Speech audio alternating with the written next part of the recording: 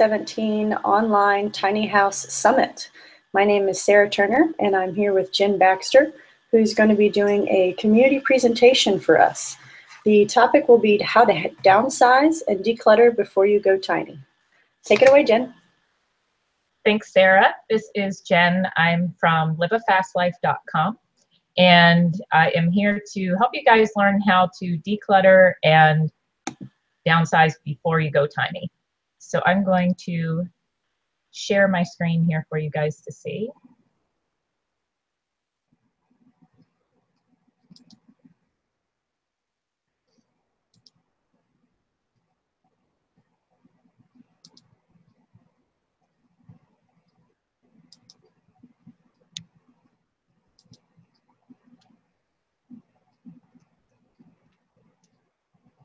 Okay, so like I said, this is how to downsize and declutter before you go tiny. Now, if you guys are not familiar with me, I just wanted to give you a little bit of background so that you know where I'm coming from. So again, my name is Jenn Baxter. I'm based in Charlotte, North Carolina, and I'm a freelance writer and blogger. And my website is liveafastlife.com, where FAST stands for fabulous, abundant, simple, and tiny. So basically what I try to let people know through my blog is that when you downsize, when you live tiny, it does not mean deprivation. It does not mean, you know, living on the bare essentials. You can still have a life that is fabulous, a life that is abundant. And if anything, it's actually going to become more so when you strip away all the excess and you get down to the things that really matter. So again, just real quick so you know where I'm coming from. This all started for me about 5 years ago. I had gone through a series of traumas in my life, just back to back to back.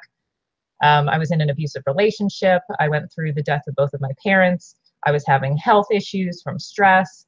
I was in debt, like pretty much everyone in America. I had credit cards. I was financially strapped, pretty much living paycheck to paycheck. I wasn't really doing anything that really felt like it was bringing me joy. And when I say I didn't want to end up like my mom, that was just sort of kind of the breaking point for me. Was when my mom passed away, I realized that we all tend to say, oh, I'm going to do something later. And she had done that herself. She had said she was going to live at the beach later. She was going to have a convertible later. She was going to do all these things later. But then when it came down to it, she actually only had 6 months once she got diagnosed with cancer.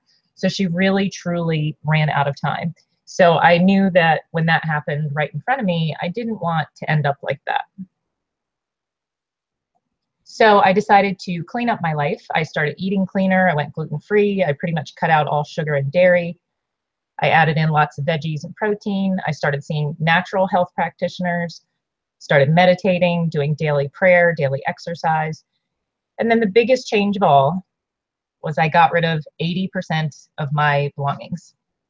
So this happened because I actually saw the documentary movie Tiny, which I'm sure a lot of you have seen. And before that, I actually had never even heard of tiny living. I had never heard of tiny houses. And by the end of the movie, my heart was racing 100 miles an hour. And I knew this is what I want to do. This is exactly the kind of lifestyle I want to live. I wanted to have less stuff to move around and to maintain. I wanted the freedom to be able to move around and travel as much as I wanted. So I loved the idea of being able to sort of take my house with me. I wanted to be debt-free and have no mortgage and no rent payment. And I realized, you know, hey, I could spend the same amount of money that I would spend on a down payment for a condo or for a townhouse, and I can actually buy a tiny house. And basically, I just wanted to have more time, more energy, and more money to actually live my life. So I moved into a 160 square foot tiny house, and she was named Sweet Caroline. This is a picture of her.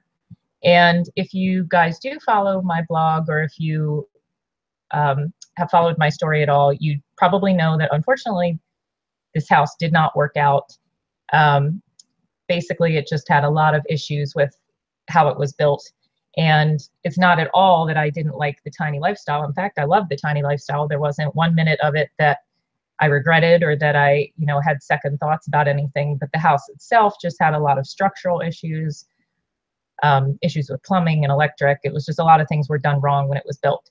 So unfortunately, I did have to get rid of it, but I am planning on doing another one as soon as possible. So I definitely still very much recommend the lifestyle to anyone. And I just wanted to let you know that this, background about myself in the beginning, so that you know that I really have been through this myself. So I've actually been through this process that I'm about to share with you. And I did go from having, mounds and mounds of stuff like most of us do, to just having what could fit in this tiny little house. So the very first thing I want to tell you about downsizing and decluttering is basically just stop overthinking it and start doing it. I know that all of us have different reasons why we're hesitating and why we're thinking, maybe this isn't something we can really do.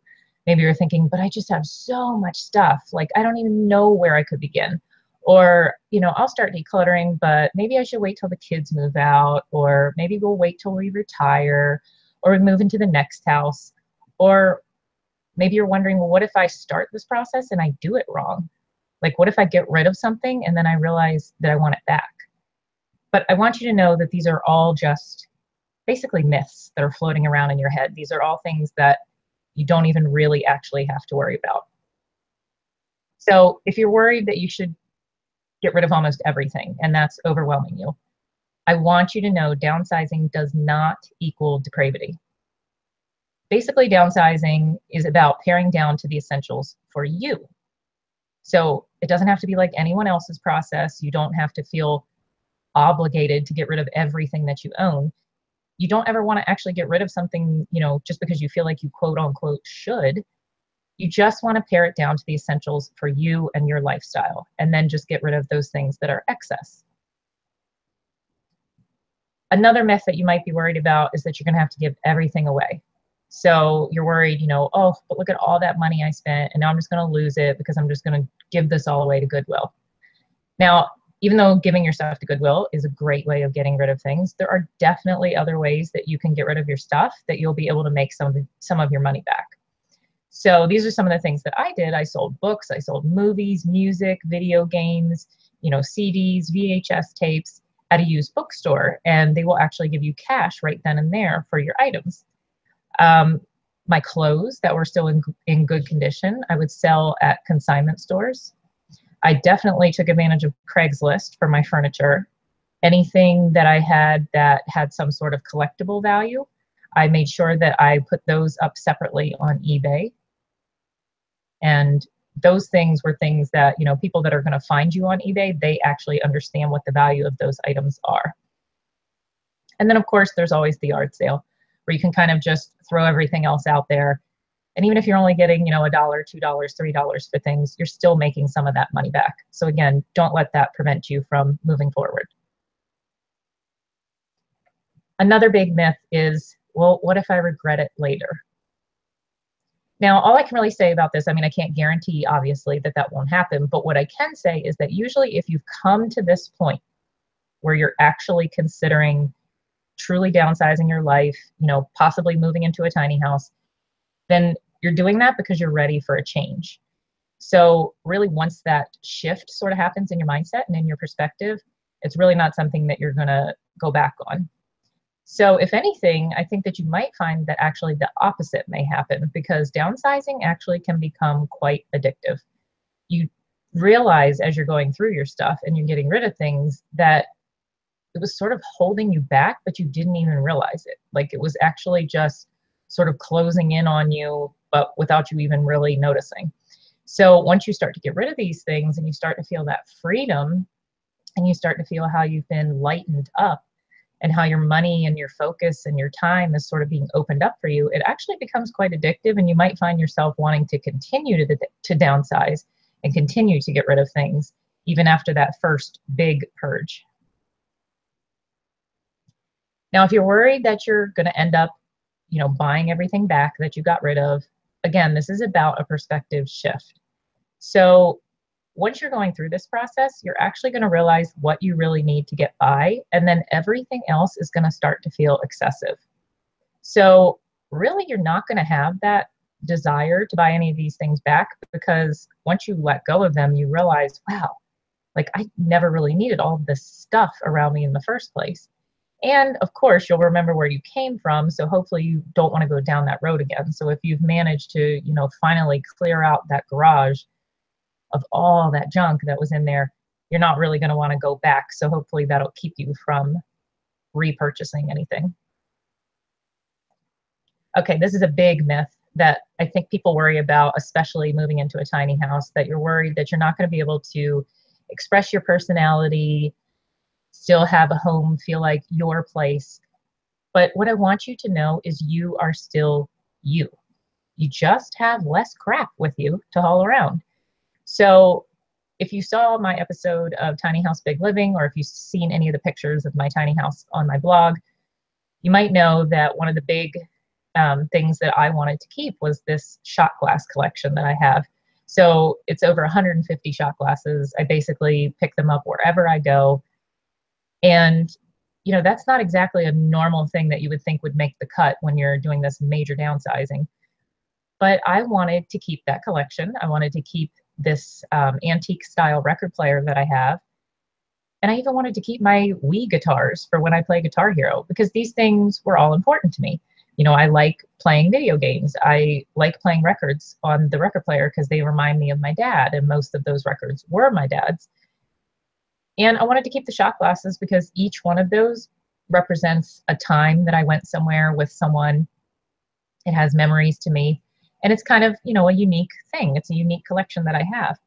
So they were all things that I made sure that I kept and I integrated into my tiny house.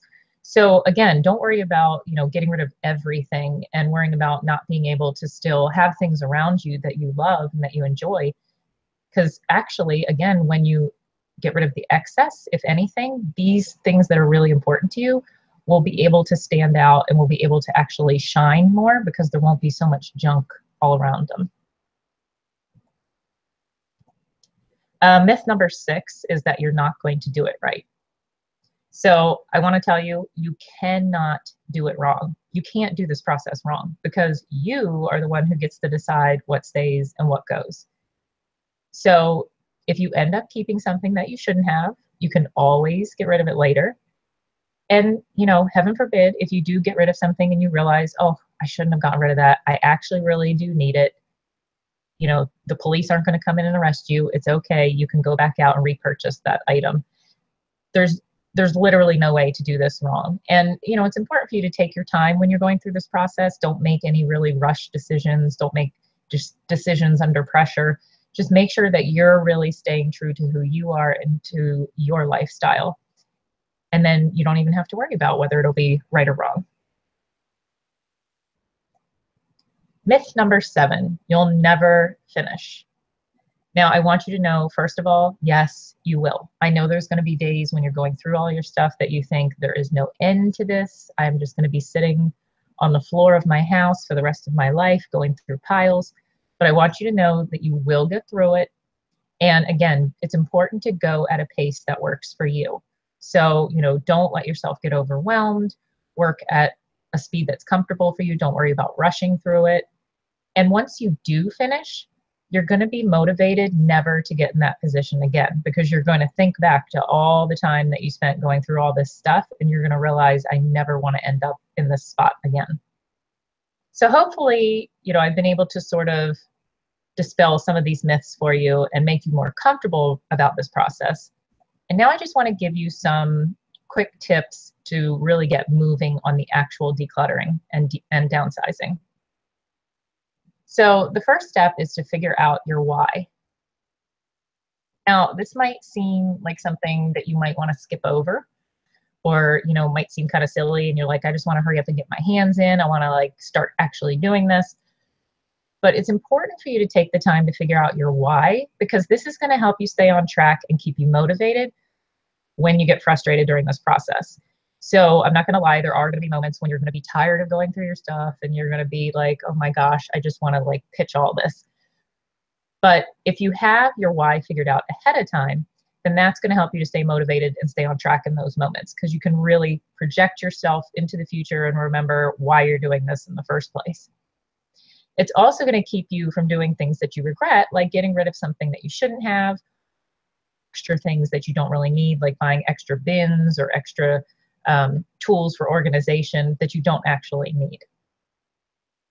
So to figure out your why, you're just going to obviously ask yourself, well, what is motivating you to downsize? What is your end goal for this process? What would your dream outcome look like? So, that could be to be debt-free. That could be just having the freedom to travel around, to live a mobile lifestyle. It's going to be different probably for every one of us, but just again, figure out what that why is for you specifically. Then once you figure out your why, you can actually take that and turn it into decluttering goals that are actionable and realistic. So what I mean by that is, for example, if your why is, well, I want to have more financial freedom. Well, then you could take that and you could break that down. Well, what is your actual goal? Do you want to have just a lower monthly house payment? Do you want to have no monthly house payment? Or if you have decided your why for this process is you want to move into a smaller home, is that going to be, just a 900 square foot apartment by the end of the year? Are you really looking to get into a tiny house, maybe by next year? But by figuring out your why and by breaking it down like this is really going to help you to specifically stay on track for what your end goal is. And again, that's going to help you to stay motivated in those moments when you're feeling discouraged or frustrated or impatient. And plus, we all are much more likely to achieve something when we set very specific goals than when we just set general ideas. So if we just say, oh, I really want to have less stuff. I really just want to get rid of some stuff.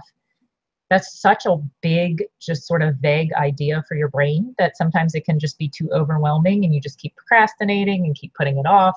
But if you actually set specific goals and you're actually thinking, I want to go through all of my stuff by the end of June so that I can be in a 400 square foot tiny house by the end of December, whatever it's going to be for you.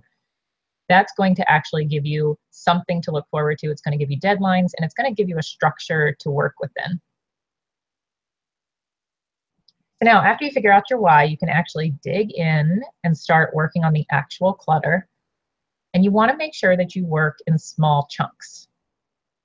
So that means just taking one room, or if it's a really large room or a room that has a lot of stuff in it, even a part of a room at a time. So you want to make sure that you focus on that section and finish that section before you move on to the next one.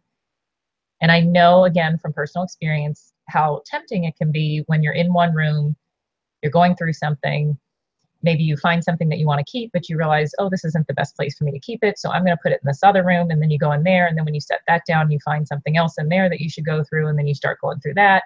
And then maybe you carry that into the kitchen, and then you start going through the kitchen drawer, and it's really easy to get distracted. But when you do that, you're not really going to end up making a whole lot of progress and getting a lot accomplished. So, even if that happens when you're sitting in that first room and, you come across something, maybe you're in the living room and you think, oh, well, I need to keep this, but this really should be housed in the bedroom. Just set it aside and make yourself a little bedroom pile. But don't actually take it in there right away, because then you'll get distracted. So just make sure, again, that you do this in small chunks so that you're not trying to do too much at one time. This is actually where a lot of people get overwhelmed, and this is what keeps them from even getting started, because they just look at the whole big picture and they just get so overwhelmed that they don't even want to start. But by doing this in small chunks, it's really going to make it much more achievable and much more doable for you. You also want to make sure that you're giving yourself breaks. So when you're doing this process, don't work from 8 in the morning till 8 at night on a Saturday. Give yourself breaks to get up, get outside, reward yourself for finishing a section. Maybe you'll say, I'm going to declutter the kitchen, and when I'm finished the kitchen, I'm going to take the kids to the park, and we're going to spend the rest of the afternoon in the park. And then that way you have something to look forward to, while you're actually going through the kitchen. But definitely, don't be a slave driver to yourself. Give yourself little breaks, get outside, get in the sunshine, and make sure that you get rid of the stuff that you are accumulating from each section. Make sure that you get rid of that as soon as possible after you've done your decluttering. So what I mean by that is, if you've just gone through the bathroom cabinets and you have a little pile of stuff off to the side that you've decided to get rid of, well, don't just leave that pile sitting there. Really, all you're going to do is just move your clutter. You're not going to get rid of your clutter. So once you're finished for that day and you're done, decide, well, where's that pile going? Am I taking it to Goodwill? Am I taking it to the consignment store? Am I taking it, to my friend's house because she's going to take some of these items? but just try to get those things moving and get them out of your house as quickly as possible. Number 3 is ask, is this item useful for me? So again, this is another big area where people tend to get hung up, because when you're going through your stuff, if you look at an item and you just ask yourself, is this useful? Or you're just looking at it and, determining its usefulness, that's probably not going to be a great determining factor for whether or not you should keep it, because pretty much everything is going to have a use. But that doesn't mean that you have to keep it. So you need to ask yourself, well, is this actually useful for me? Do I actually need it? Do I actually use it? An example of this with someone that I was helping once go through their clutter, they had a whole box full of like camping supplies. And when we were going through it, she was taking these things out and explaining how useful they were and how clever they were. Oh, this is such a cool little tool to use when you're trying to cook outdoors. And, this is a great little lamp for taking when you're walking through the woods to get to the outhouse. And she's explaining all this to me and how great these tools are. And when she finished, I said, oh, when's the last time you went camping? And she kind of, had to think for a minute, and she was like, that's true. And I said, I'm sure those are all great tools, but if you're not actually using them, there's no reason to keep them. So this is something that a lot of people get hung up on. It's a very common thing because, again, you actually might forget you have some of these things. So then when you pull them out and you're looking at them and you're like, wow, this is so cool. Like, I could totally use this. And then you're tempted to put it right back where you got it. But the reality is, if you didn't even remember you had it, it's been that long since you touched it, then you probably don't actually need it for your life. Number 4 is give yourself permission. Now, again, this might be something that you might not even really think about, but it's very important to keep in mind when you're going through your stuff, because for a lot of us, we tend to hold on to things that represent other versions of ourselves. So this could be, someone that you used to be in the past. This could be somebody that you could have been, somebody that you should have been, that maybe you hoped you would be, or maybe even someone that you felt like you should be for someone else. A version of yourself that you thought your parents wanted you to be, or your sister, or your brother, or your friends. So an important part of this process is to give yourself permission to let go of those other identities. Do not worry about who you used to be, who you should have been, or even who someone else wants you to be. When you give yourself permission to let go of these things, then you actually get to be who you really want to be and who you were created to be. So how this relates to clutter could be something, as simple as, like for me, in my process, I had a yoga mat, I had a whole big cart full of craft supplies, I had a guitar, and these were all things that I was moving around from place to place to place. And when it came down to it, I never did yoga. I wanted to do yoga. I could have been someone who did yoga. I probably should have been someone who did yoga, but I didn't actually do it. And same thing with the craft supplies. I used to be a crafter. I used to do all kinds of crafts with friends, but I hadn't done it in years. So these were things that when it came down to it, I gave myself permission to just accept that I'm not a crafter, accept that I'm probably never going to become this yogi master that, I hope to be. And I was able to let go of those things. And I was actually able to, in the case of the craft cart, give those supplies to a friend who really does do it pretty much on a daily basis. And she was ecstatic. She felt like it was Christmas when I gave it to her. So you can actually put these things to better use by giving them to people that are actually going to use them. And then that's going to free you up to really just focus on what you do like to do and who you truly are. So go ahead and give yourself permission to do that. Number 5 is stop planning for worst case scenarios. So these are any of those what ifs. Well, what if I gain weight? So I need clothes that are bigger. What if I lose weight? So I need clothes that are smaller. What if I have company coming in, and I don't have enough bedding for all the beds, or I don't have enough dishes? Now, when you do these what ifs, you could literally do these like till the end of eternity. You could just keep saying what if, what if, what if, what if, what if, and then your house is going to end up full of clutter for all of these situations that are probably never going to happen. So again, an example for me in my process was I was moving around an entire wardrobe of business clothes, like suits and dress pants and blazers. And I hadn't worked an office job that required a formal dress code in years, probably at least 5 years. And again, kind of going back to what we were just talking about, I knew more importantly that I never wanted to be in that kind of job again. I knew that I wanted to do my writing full time. I do pet sitting on the side. You know, these are my passions. These are the things that I wanted to pursue. So I really didn't even want to be in that job, but I was keeping all these clothes because I was thinking, well, what if, you know, something happens and I end up having to be in that kind of job and then I need those clothes. So I kept them, I moved them around from place to place wherever I lived. And eventually when I did my downsizing for my tiny house, I just said, you know what, a 99.9% chance that I'm not going to need these and like a 0.1% chance that I'm going to. So I'm going to go ahead and take that risk and I'm going to get rid of these things. And, you know, that was 2 years ago now. I haven't ever needed them and doesn't look like I'm going to need them. So you really kind of just have to figure out where these situations are that you're willing to take that chance and to let go of these what if items.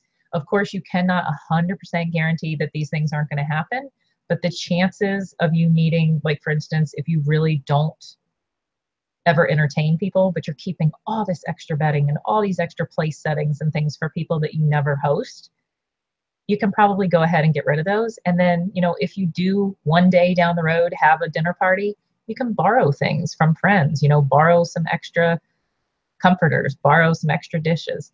It's not something that you have to keep cluttered up in your house. Number 6 is get rid of what I like to call one-hit wonders. So one-hit wonders are items that only serve one very specific purpose. Now, usually this is found in the kitchen, and this is usually all of those cutesy little things that come out around the holidays.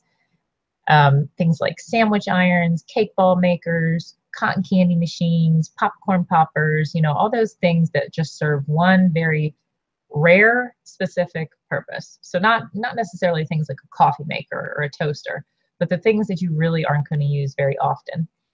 And a lot of times, you know, maybe these are gifts from people, or maybe you do get caught up in the feelings of the holidays and you think, well, this is so cute.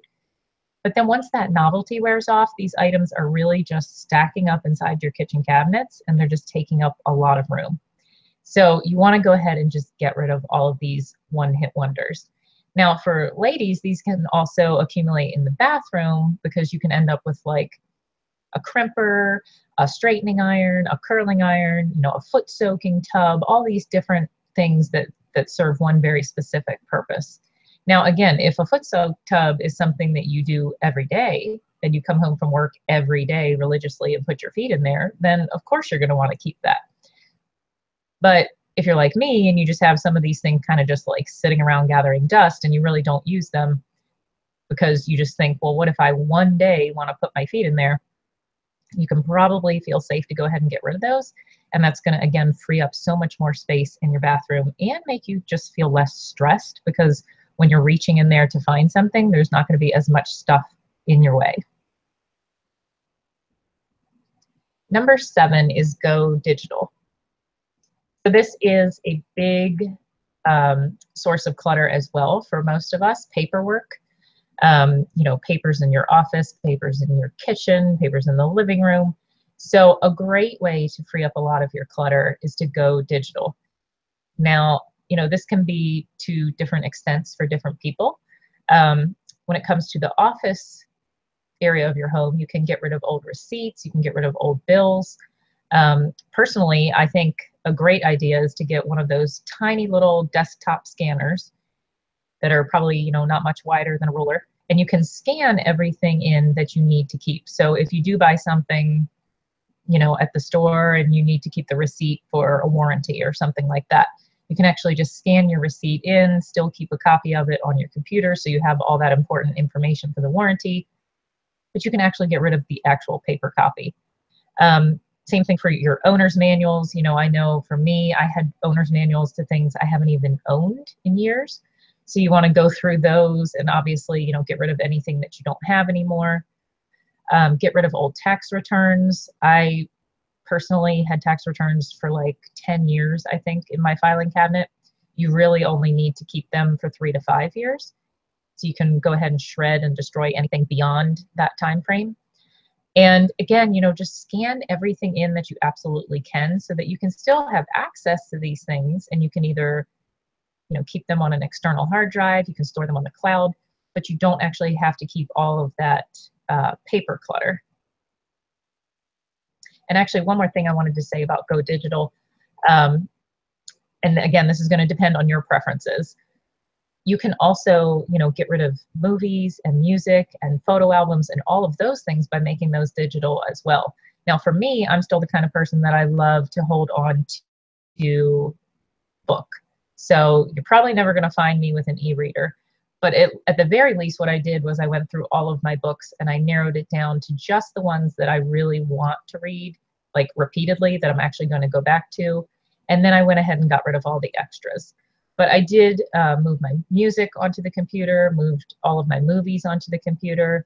And, you can even, at this point, actually have photo albums moved onto DVDs, which again is still going to be a physical item, but the size of a DVD on a shelf in comparison to, 10 photo albums is going to take up a lot less space. So you can actually use services that will put all of your old family photos onto DVDs. You can add music to them. You can add little graphics and titles.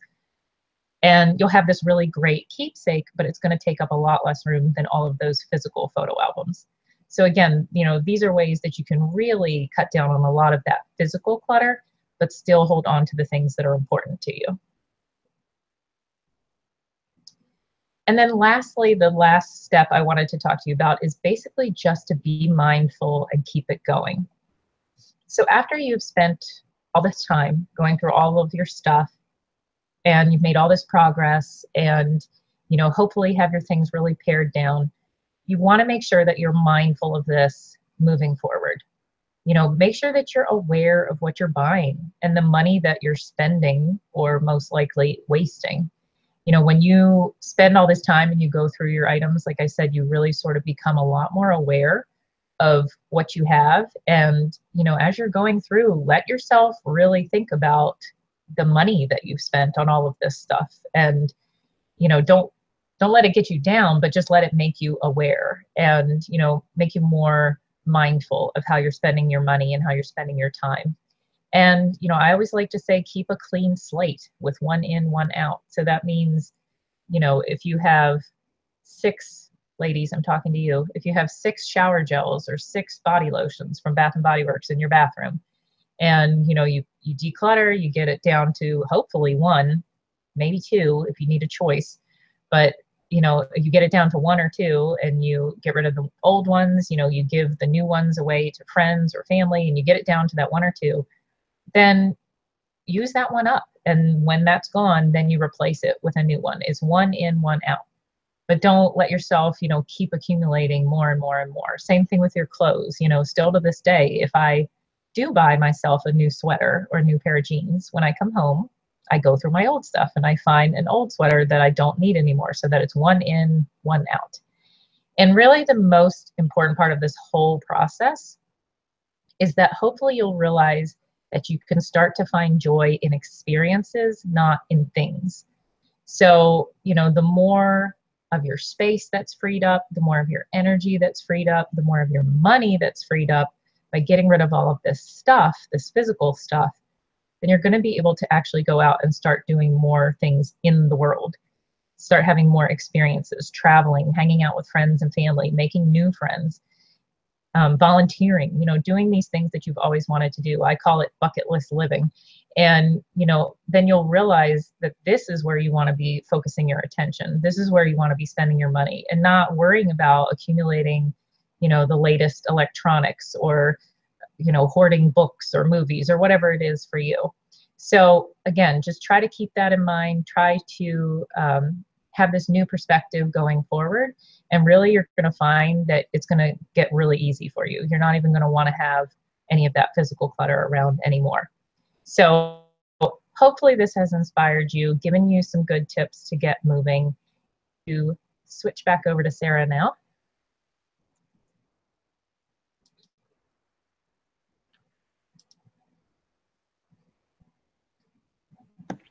Am I there? There we go. Thank you so much, Jen. That was actually really, really informative, and I think a wonderful breakdown of how people can get started with really useful tips. I find myself using a lot of these tips in general anyway, and I had a question and then I would mark it out because you would cover it. So very thorough. I did want to ask a few questions just to sort of follow up with this. Really interesting story of kind of how you got going with this and sort of the process that it's been for you. How long has it taken you to get to downsize and get to that place from where you were before of the pattern and the habits that you were in to working towards and finally getting into a smaller downsized living? Well, I feel like the shift really happened for me in 2014. And my actual downsizing process itself took about 6 months. But what I did was I actually spent the same time that I was going through all of my junk and downsizing and decluttering my stuff, I was also planning my tiny house at the same time. So pretty much as I was communicating with my builder and designing my house, I was also going through my stuff. So for me, that made it that much more exciting and that much more motivating because I knew what my end goal was. I knew I had this house being built, so I knew I couldn't take all this stuff with me. I had to get it all narrowed down. So it's sort of, came together that my process of downsizing was right about the time I moved into the tiny house. And like I said, unfortunately, the tiny house didn't work out, but even I've just been staying in a friend's spare bedroom for the past year, and space, I still have found that I don't want to accumulate more stuff. I still want to keep things as simple and as stripped down as I can because, like I said, I know I want to be in another tiny house, but also I never want to end up with all that stuff again. Yeah. It's crazy how much stuff you can get and not even realize it. And that kind of actually leads me to the second question. I totally agree. I think there's a habit that we can all get into of sort of surrounding yourself by things and then expanding on that without even really recognizing it. Mm-hmm. And especially if you have a lot of space, you're less aware of it because it sort of disappears in that space. And so being in a small space, you're aware of it a lot more frequently. And based on that, how do you did touch on some good practices of being mindful and sort of the one in, one out policy. Is there anything else that you could recommend of good practices to develop as you do this?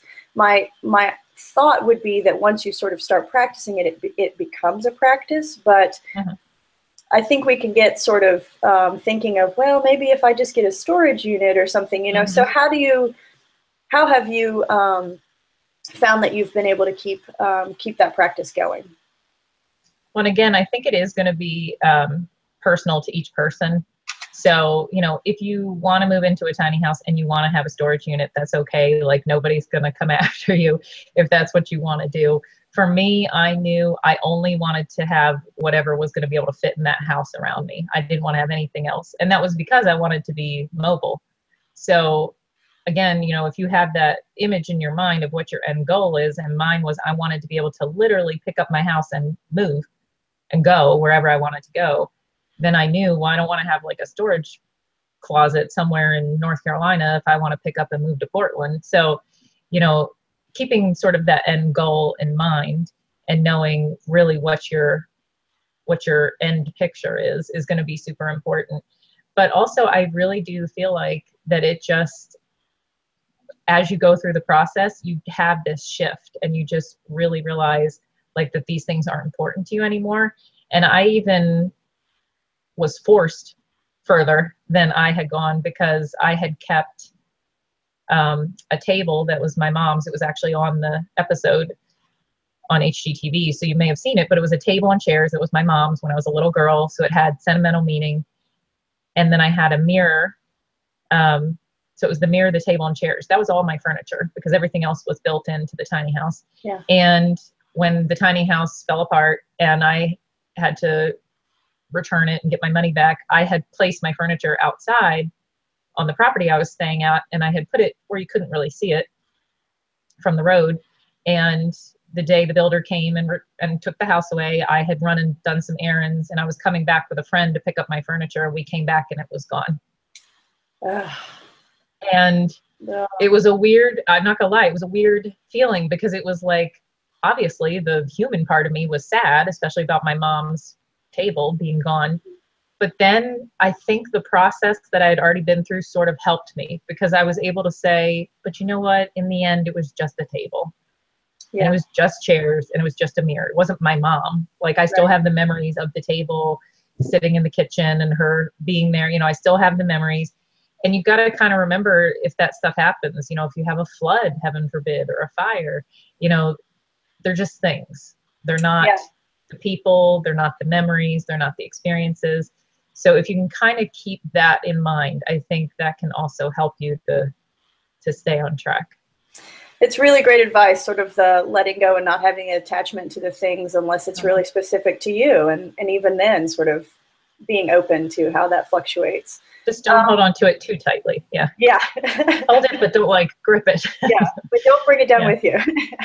Yeah. One last question.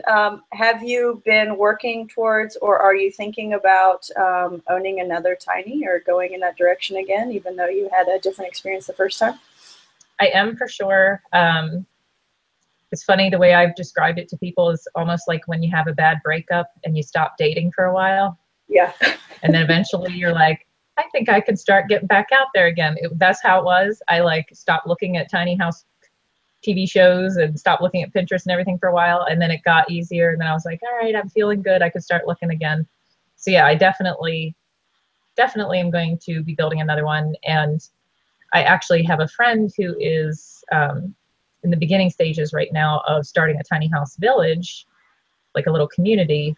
So that would be exciting if, you know, if that ends up working out, then I might be able to end up putting my next house there. So yeah, that's wonderful. Those are starting to pop up, I'm noticing, or at least the concept of it is certainly growing. So this is, and hopefully I think there will be some presenters, or at least one presenter that is participating in that currently. So that's exciting.